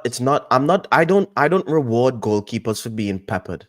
That's what a lot of people do. I don't. No, That's why no. we were having conversations the other season with Vicario, people trying to compare Vicario to Raya because Tottenham shit and they face like 30 shots a game and Vicario saves 27 of them. You know what I'm saying? It's like, nah, like his ability to play out from the back. He switches on. He saves us multiple times a season. I think even last season he was saving us. I think No, if he it wasn't does for make good Raya, saves. we probably Listen, finished I've like watched- 4th last season. I've seen him make great saves, right? I've seen him make great saves. But I'm saying, so you're giving him an A. His error led to 2 drop points the other day, right? That's 2 drop points. That was his error, as far as I'm concerned. So then that's 1 game out of the how many we played so far? 11. Well, Yeah. yeah. How many we played in all competitions? What We we played, what we played in the league. 11. Yeah. Right, so that's 1 game out of at 11. Now you got 10 left. Let's say 4 of them he didn't have to face a shot at goal. So then you're giving him an A based on 6 games, and I'm sure if we look at the other games, there would have been one of them goals at least that we can see would have been down to him. So that's why I can't give him an A. That's all I'm saying. No, but like you'd have to go back and then watch all the saves as well. Like how many points that he did save us from. But that's dropping. his job. That any keeper makes great saves. Like, do you know what I mean? That's what I'm saying. But that's like his saying job. that's like saying I'm not saves. gonna give my striker credit for scoring goals because that's his job. Like that's not fair. Yeah, it should be Like, scoring goals. That's why Goonerz ain't really getting much credit at the minute because he ain't scoring goals. Like if he was, he'd be getting credit. That's his job. Anyway, let's move it along. All right. Well, this is the first expectation versus reality. Let's not take too long with some of these because especially this one, I don't think we have much to say. But we meant to do the whole team. We just done David Raya. I know. When Hey, he says it's he 10 was going to minutes do to the whole do Raya. team, I thought, mate, all 11 players, and then just talking about them after. That's going to be a no. I don't think we're doing. Yeah. We're doing a make full rule, discussion. Should we make a rule then of just not talk about them, just do it and go round? Yeah, lad. Yeah. No, maybe you can say like a sentence or two. All right. No, cool. just say Raya. It Yeah, never is Raya a sentence 6. or 2, though, is it? No, I'll give you an example. Raya at 8. If he didn't make that mistake, a 10. That's it, like that. Yeah. Yeah. Go. All right. Yeah, Let's do this one's I think an easy one. So Kepa, and it's like literally just backup keeper. Let's not have a half an hour discussion on Kepa. What did you guys expect him to be when we signed him, and what has he been in reality to you guys? Let's go to Negative Dan. He's been quiet in the corner over there. C, I'm giving him a C. I ain't seen nothing. He ain't done nothing good. He ain't done nothing bad. Giving him a C. Yeah, he was excellent against Brighton. Oh, for fuck's sake. He was fantastic against Brighton. Match-winning saves. What are you saying? You giving him an A? Dan, you giving him an A? He's got to get an A, isn't he? He's played one game and he kept us in it. We would have been 2-0 down if it weren't for Kepa in that Brighton game. He did actually have a good game against Brighton. He had a brilliant game. But the question is has Kepa been what you expected he would be when we signed him? Look, Kepa is a £70 million goalie at one point. He had a good season for Bournemouth last year. It is a massive upgrade on Neto. I was over the moon with that signing. Because if David Raya does go down for like 12 games, at least you've got a decent keeper. That's when he might get. That's when he might get found out. That's when he might get found out. He was so good for Bournemouth that they didn't go and sign him for $5 million. Well, that's because he wanted to come to Arsenal. To sit on the bench, yeah. Fucking hell. Yeah. Well, that's because we don't support United, David. So we're going to be a little bit more positive. Look, this guy's the funniest big up guy. AFC always in with the Gooner therapies since day one. So big up, welcome to the Arsenal Alliance or to Fire Them Cannons, guys. Make sure, by the way, you're subscribing to Fire Them Cannons because me and Cal put up these type of podcasts at least once a week minimum. Good stuff we got. I'm not to big up my own channel like that, but yeah, good opportunity, you guys check us out as well. So big up AFC always as well. Dan goes, positive Dan needs to be studied. His positivity he can cure the world on many things. Anyway, let's move on past Kepa. Let's go as Dan. So let's make this quicker. Yuri and Timber. Let's go with the defenders. Charlie, what would you grade Yuri and Timber? 100 out of 10. A. Like, hey, yeah, we don't even need to stay on Timber, mate. Everyone knows. I'm glad no one's lost their minds. All right, good. What about Saliba, boys? Well, let's go positive, Dan. What would you grade Saliba so far this season? Another A-star. Man, we got giving out A's everywhere. You lived up to the name. But to be honest, we're talking about Saliba. Yeah. Look, Timber's an A-star. Saliba's an A. There you go. There you go. All right. Cal, what would you grade Gabriel? I know we were talking about him earlier in the season, but what would you grade Gabriel so far this year? I would still give him an A just because of I know he made a couple mistakes in his last game, and he made a mistake against Newcastle. But in terms of our defense is really good because of him, because of his commanding presence and what he provides going forward as well. That's just more feathers in his cap. So you just can't ignore that. He's a beast. He's definitely gets an A.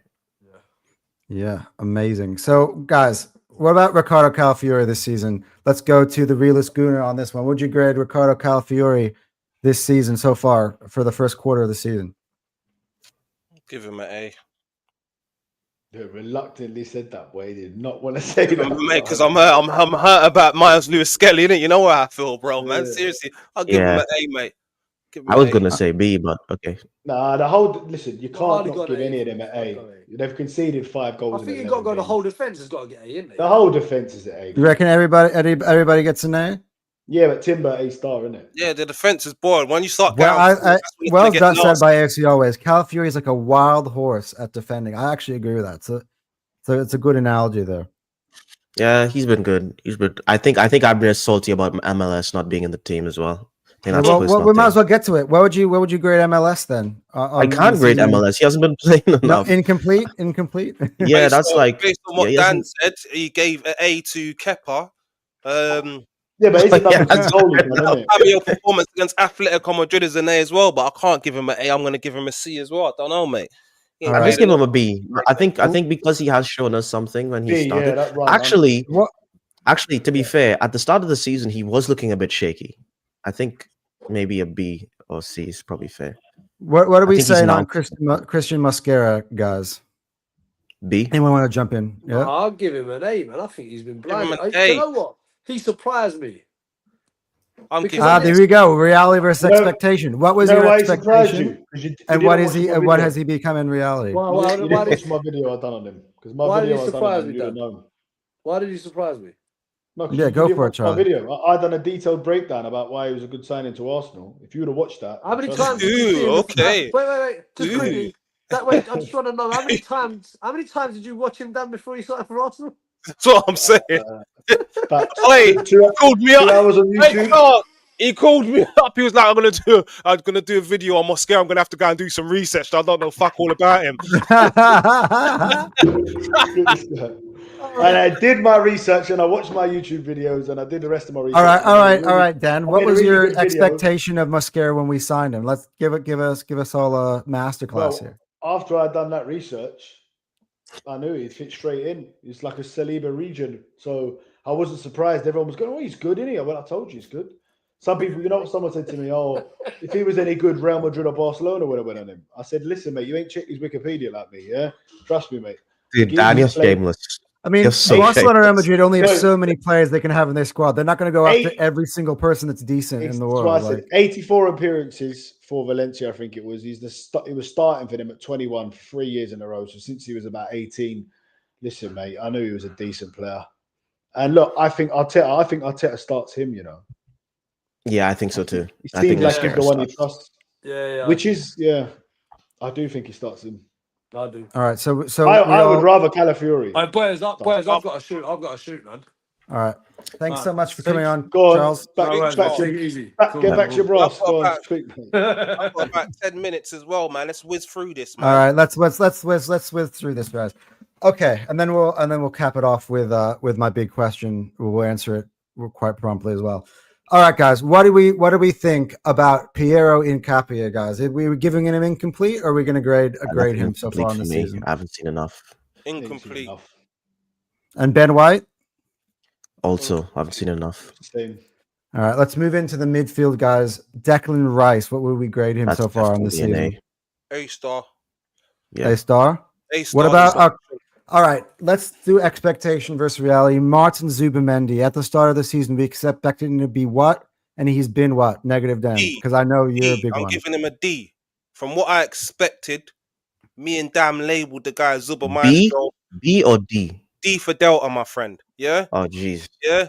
D for Delta, my friend. From what I've seen from him, he's been very underwhelming. He has not bossed one game. He has not become Zuba Maestro. And he is a downgrade on Thomas Partey. And he is also a downgrade on Jorginho. There you go. That's my thoughts on him. There you go. Anybody want to rebut that? I think he's an I'll A let Cal do it. because I think he's transformed our midfield, bro. Like Transformed I our think- midfield. How, Cal? he's transformed. We played How? differently with him in there, bro. Like we What does just he do? controlled. We controlled What game games was it- better. What game was it where he came on at half time? I mean, take a look at What us game from was last that? season. West Ham. Last season, last Changed season, the whole game. yeah. I mean, last season, we were playing with Declan Rice and Partey and Odegaard, and we looked like Got about fucking 2 dog points shit. more than we had at this point last season. I hope you know that. It's not that much greater. Thomas Partey, he's a downgrade on Partey for me. That's just me personally. I ain't seen enough from him. I ain't. Yeah, well, he's an A for me. He's How about lightweight, you he's been guys? found out in some games as well. Yeah, Yes. I mean, yeah. Look, I To gotta be jump honest, in his here. I through gotta balls, say, his ability to cross the ball into the box. yeah, a few and I think he goals just as gets well. better and better with every single game as well. For me, I He's think. also When surprised me headers- physicality. I think physically he keeps up with the league more than I thought he was because he's not like a wet wipe. I was worried about him being a wet wipe, but he's not. So yeah, I think he's an A for me. I think he's the most underrated signing of all clubs in the Prem. Yeah, You hear that, Dan, mate?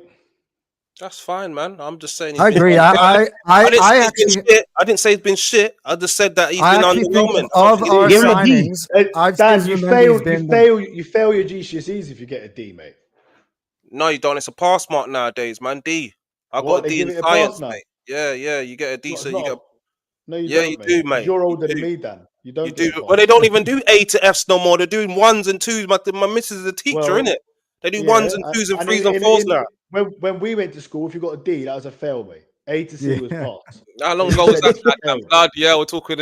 Yeah, the Ice It don't Age. matter though. You give him a D. A D's bad, Dan. So do you want to change Uh, your? Do you want to change No, I it? don't after want to Cal's change it. I speech? don't want to change it. I don't think he's all that. I don't want to change it. I'm going D for Yeah, Zuberman. look, for me, I thought Zubimendi's been our best, most impactful signing of the 8 so far this season. I think the most consistent in his performances all year. I couldn't give him a D, man. For me, he's got to be an A or a B plus at worst. I would Not say even a for B plus, Zubimendi. to be honest. I don't feel B doesn't sound right for me. I think he's been too good. Let's move on. Let's. This is a big expectation versus reality in the midfield. Let's talk about Eberechi Eze, and let's go with Dan. Positive Dan on Eberechi Eze on this. On Zubermendi, I'd say B plus as well because I feel like it's just need a Oh, bit more. Dan, that's a bit of reality coming for you, man. Yeah, Not an B A. plus. Well done, No, Dan. B plus for me. And who's the next one?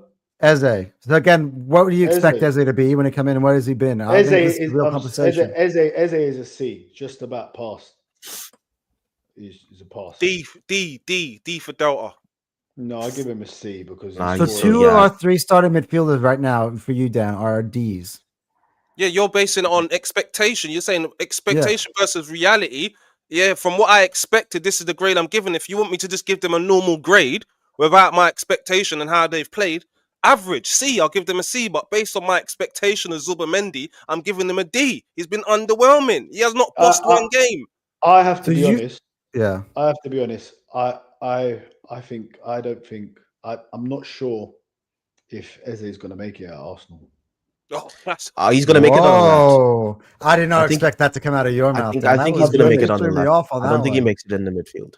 I mean, he might make it as like a Trossard. He could end up like a Trossard.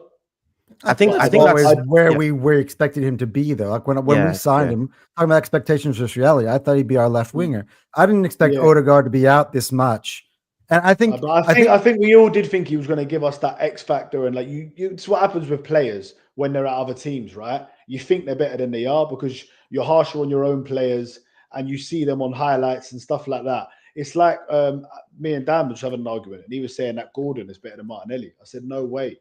As much as Martinelli, like, he's not like a world beater. That's actually a good question. If Gordon played for Arsenal, he would be getting slated. But because you see him doing it in a Newcastle shirt, you don't have to watch him every single week. You see a few clips here and he scores this goal. But Gordon also cooks for England as well.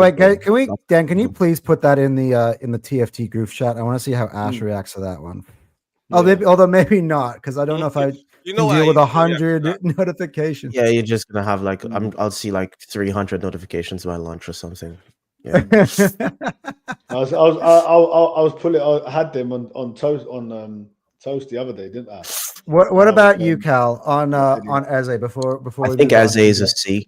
I think he's been more underwhelming than Gyökeres, to be honest with you.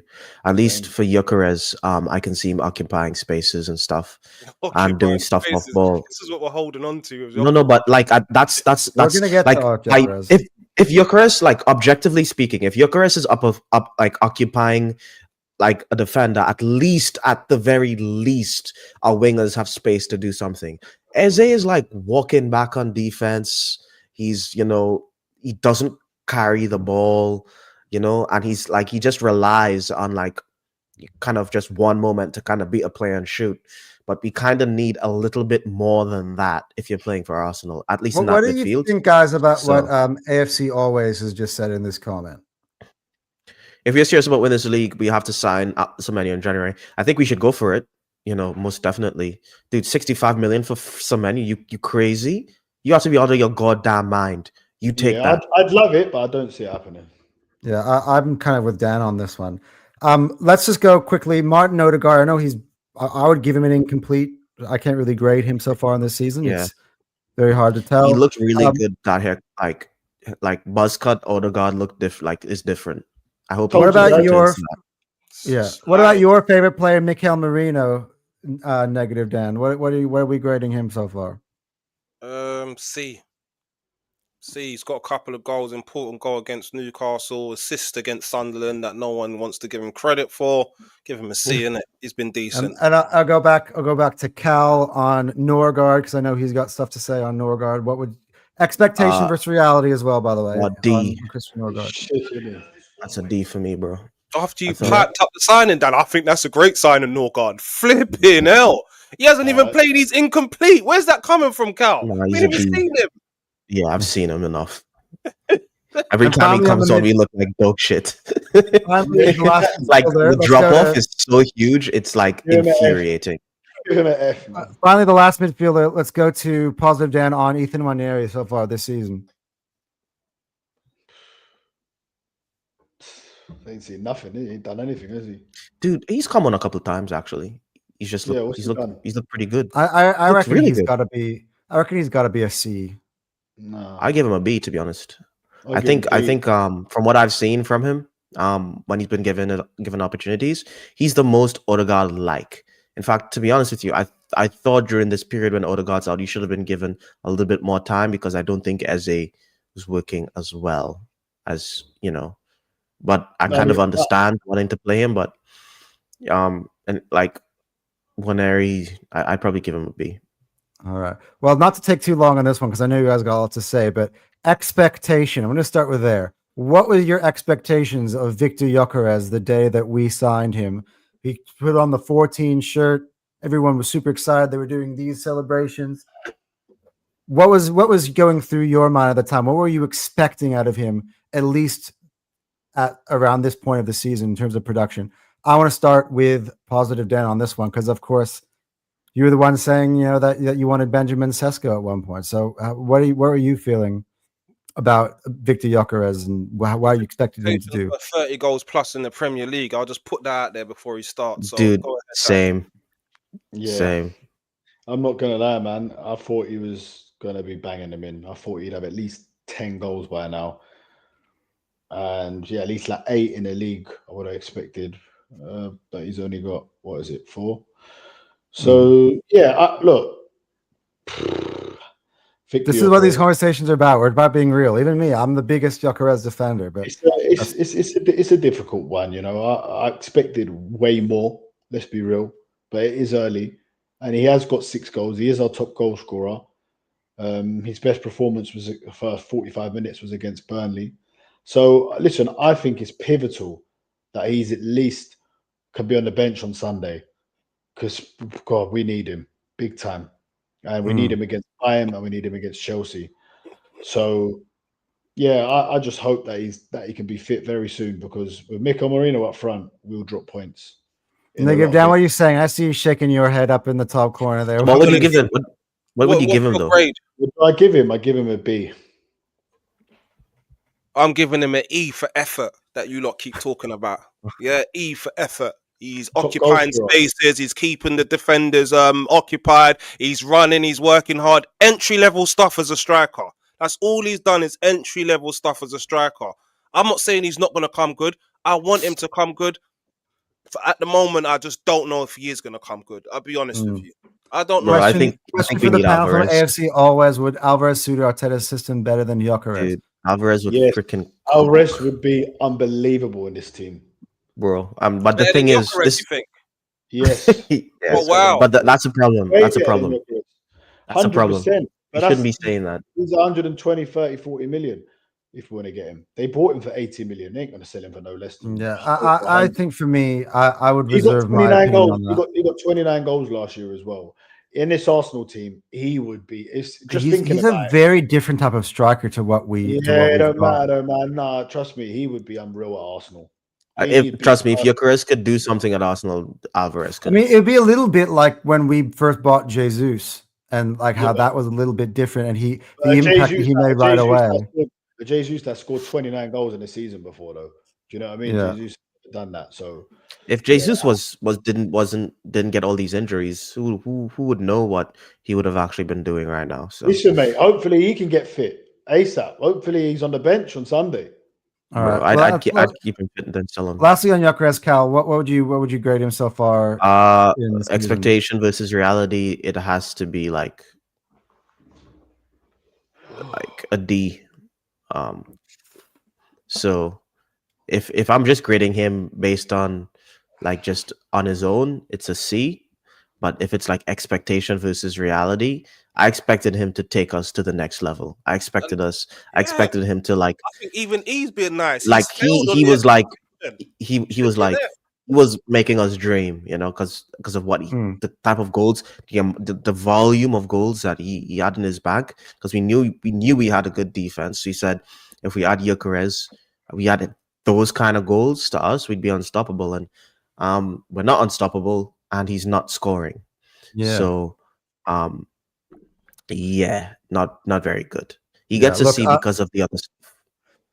That's why I framed the question in that way, because I knew I would have the Dans on here, and we can have a real honest conversation about Gyökeres in that light, in terms of just basically saying, where do we expect him to be? What has he been? For me, we're talking expectation versus reality. I would probably have to say a C. Overall, I would also probably say a C. And I've been the biggest advocate for him. Now, do I think that it'll be a C with the moving forward in the season? No, I don't believe so.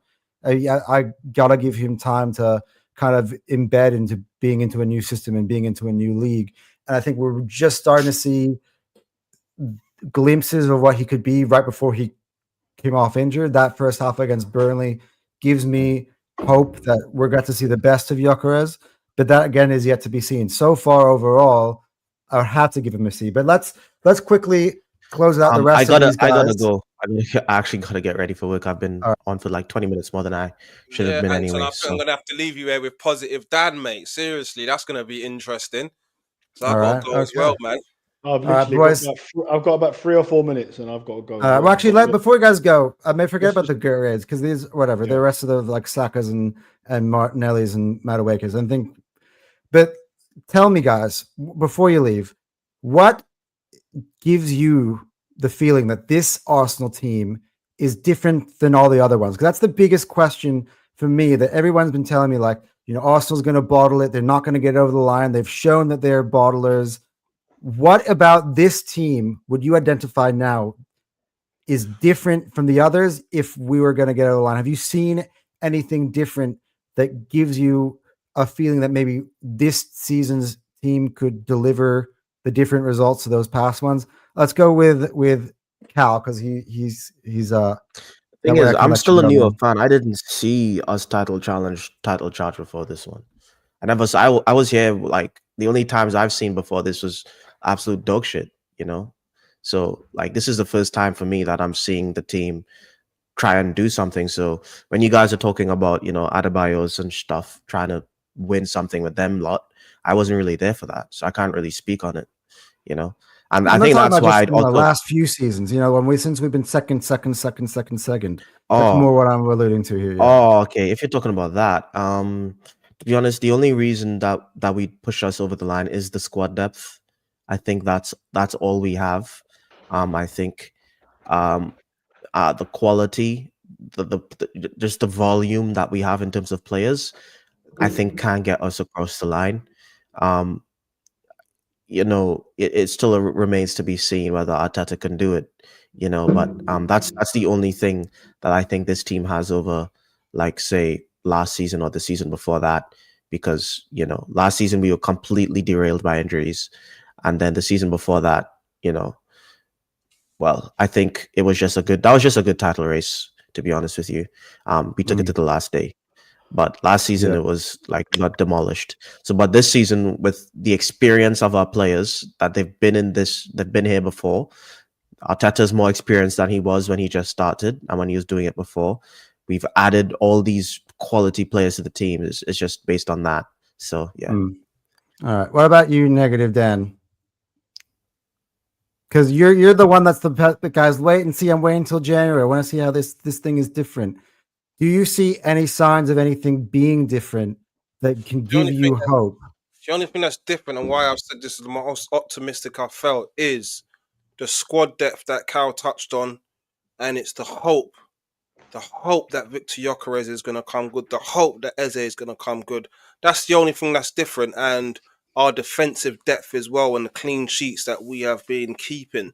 So this is what's making it different, but the same man's in charge at the end of the day. So I'm just not sure if we're going to get over the line. And that Sunderland draw, injuries happening to major players again, I'm getting a bad feeling right now, guys. I'll be I honest. get it. I'm trying my best. Even Dan's I can see it on his face. I'm getting a Yes. bad feeling Yeah. right now. Yeah. But I'm trying to stay positive. Yeah, because you know what happens, Anton? When people call you negative, you go away sometimes and then you start looking at yourself like, wait a minute, am I being too negative here? Let me try and be more positive. Yeah, you That's do the that, stand- not other people. yeah, They that's say the let me be more negative. Listen, that's the standpoint I'm taking this season. So yeah, if I really told you what's going on in the back of my head, it wouldn't sound good right now. But I'm not gonna say it. I'm gonna keep positive. That's it. Don't worry, it's probably a scan on it. It's scan on All right. every Arsenal fan. Well, so let's don't go. worry Let's about go to Dan on this one. Hopefully, he lives up to the name. Positive. What are you feeling? The question that I posed. that. Am I as confident as I was 2 weeks ago? No. Things change in football, and you listen, Dan. You had no hope at the start. Now you have hope. You told me recently you think we're going to win the league. So these things happen. Oh, And Dan, results change things, context, Dan. Don't say that. right? So, do I still think we'll win the league? Yes. The reason why I think we'll win the league compared to other seasons is not just because we're more experienced and because we've been there now. So we've been in 2 title races now. Well, we've been in 2.5 because last year I don't really count that. It was half a title race, right? We have the players are all now 3 years older. So Saka's now 24. Gabriel is 27. And I think you can see he's in his prime. And most footballers touch their prime 27, 28. And that's where Gabriel is. Declan Rice is 26. So, they are proper men now. They've been here before. They know what it feels like to lose. But the main reason is because of the competition next to us. Because yes, I look over and see Man City and I see Pep Guardiola and I see Erling Haaland and you see the blue moon, as they like to say.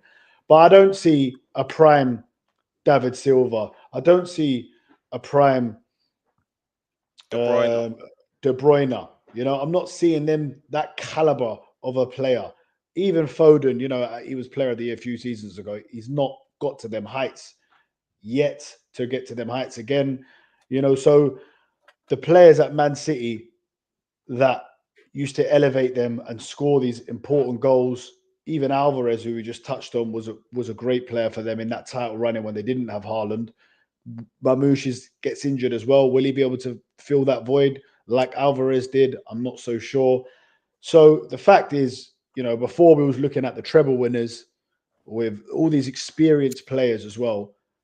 And at the end of the day, we lost the title by 2 points to a team that won the treble that year. It's different now. They've obviously, I know it's only 2 years on from that treble, but they're in a little bit, dare I say, a bit of a transition. They've got a lot of new players. And I just feel like obviously Liverpool they've lost 5 games already. And we're what are we, 7 points ahead of them? So they were champions last year. So when I look at the competition, it's nowhere near as good as it was in those years that we got hunted down. That gives me more confidence as to why we will finally end our 21-year drought and the Super Mick Arteta will win Arsenal the Premier League. Well, I'll just close off by saying this because I've not said as much today because I've been hosting throughout the day. But very good job as well. Very good job. Thank you, my friend. I'll say is this: the way I approach this stuff is that I don't go game by game and start changing my thing. I never get too low. I never get too high. I think for me, I've felt confident about this team throughout I know I said I'd never get too high. It sounds like I'm getting too high. Anton, even you ain't got the same bass in your voice right now. You're not talking that same nonsense you was talking before, man. What's happened? No. What happened? We freaking drew against Sunderland. That's what happened. And then Gabriel got injured. I still think I still don't change my opinion. Anton, let's not lie. Let's not lie. AFC always has a comment here, and that's the main problem I have. I think he's 100% correct here. This is the main problem I have. Man City we just went on a 10-game win streak, though. During this run, I'm talking about the run coming up. Like the run, I think Man City could do something crazy because they always do. I'm putting a £20 bet on Man City to beat Newcastle 4-1. That's what I'm doing. Newcastle. I hate that team, bro. They will literally bend over and fold for freaking Man City, but just try. No, look, last season they got a draw against Man City at home. I'm expecting something similar this time. I think we're all kind of just. I really need to leave now. All right, well, Cal, you can shoot whatever you want. Yeah. So my take sort of on the year is like I haven't changed my opinion at all. I think that Don't one say I think. result. Say the same thing. Just say we will win the Premier League. No, You we and will Dan win are the not Premier saying that League. no more. We That's will it. win the Premier League. That's it. That's what I wanna hear. I still stand by what I said on Six Side, which is I don't believe we're going to be in second place at all this season. I don't think unless there's a situation where there are games in hand and they're playing earlier on in the day than us or something like that. I don't see us at the end of any match week being second. I still believe in the consistency of this team, even with Gabriel being out. I still think that we can put together a solid defense. I still think that the attack is only going to get better with all the players coming back healthy. Now, seeing some players like Havertz having injury setbacks and stuff wasn't necessarily what I was expecting to see going into this Tottenham game. But I think at the end of the day, we go out, you suddenly see us play on the pitch again. Let's see, we have a really good performance against Spurs, and all of a sudden the energy's back in it. But anyway, guys, thank you to the two of you guys for coming on. Thanks for having me on, Anton, man. Yeah, Longer than thanks for expected. having us I on, did Anton. 1 hour and Been a- 45, man. You know Yeah, what I'm it's saying? been Good a show. long time coming, though, to having you guys finally on 100%. here. I thank you guys every week for having me on your show. Your guys' channel is growing quicker than Vegas. So everyone, guys, go hit the like button as well on this video on the way out, and go subscribe to Goonerz Therapy as well, guys. Come on. And right now they are on the cusp of 1K, guys. So let's get these guys up to 100 ASAP, guys. Come on, man. Everyone start showing some love. yeah, I appreciate by the way, all the guys coming over from your channel. AFC always filling up my chat here, which is lovely. He's a legend. Yeah, absolute legend. Anyway, guys, we will see you guys later. By the way, you guys want to plug your channel quickly? Any shows coming up before we go? Thursday, Take the L, 8 p.m. We'll have Man United fan and a Chelsea fan coming on as well. It's going to be a good show. All right. And with that being said, guys, we will see you guys later. Big up.